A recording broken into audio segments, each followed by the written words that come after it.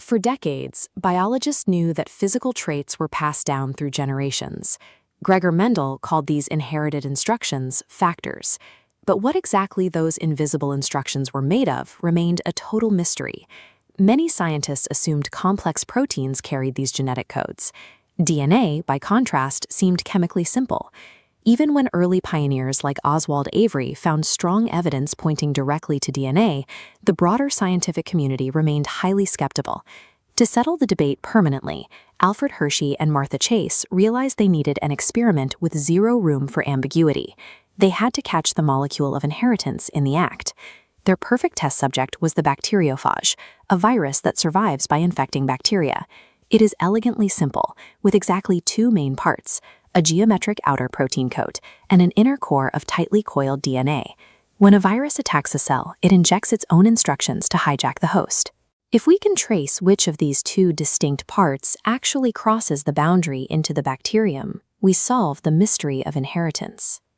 To track the protein and the DNA during a live infection, Hershey and Chase prepared two separate batches of viruses, isolating them using radioactive isotopes.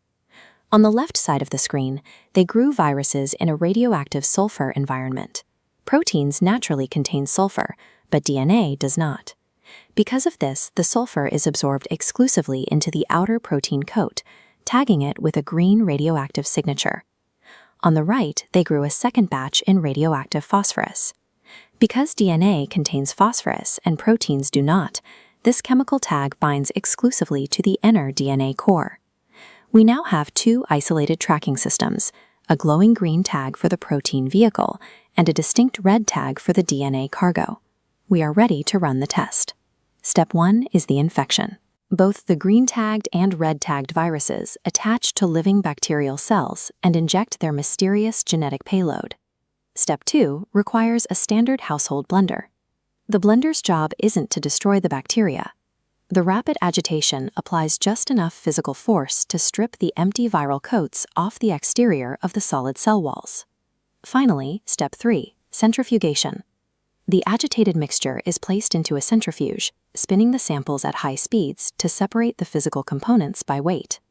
Because bacterial cells are heavy, they sink directly to the bottom of the test tube, forming a dense solid mass known as the pellet. The detached hollow viral coats are much lighter. They remain suspended in the clear fluid above the pellet, an area called the supernatant. The mechanical process is complete. The empty viral injectors floating in the liquid are physically separated from the infected bacterial cells clustered at the bottom. Based on this setup, if DNA is the true genetic material injected into the host, where will we find the red glow, and where will we find the green glow? Let's check the sulfur batch. The green radioactive signature is located entirely in the liquid supernatant. The protein coats never entered the cells. Now, look at the phosphorus batch. The red radioactive signature is concentrated exclusively inside the solid bacterial pellet. Because the red-tagged DNA was located inside the infected host, it proved the virus physically injected its DNA to pass on its instructions. This clean, mechanical separation left no room for doubt. The scientific community finally had the hard evidence required to abandon the protein theory. To summarize the logic, radioactive sulfur tags the protein. The protein remains isolated in the liquid supernatant. Therefore, protein is not the genetic material. Radioactive phosphorus tags the DNA. The DNA is recovered inside the bacterial pellet. Therefore, DNA is the hereditary molecule.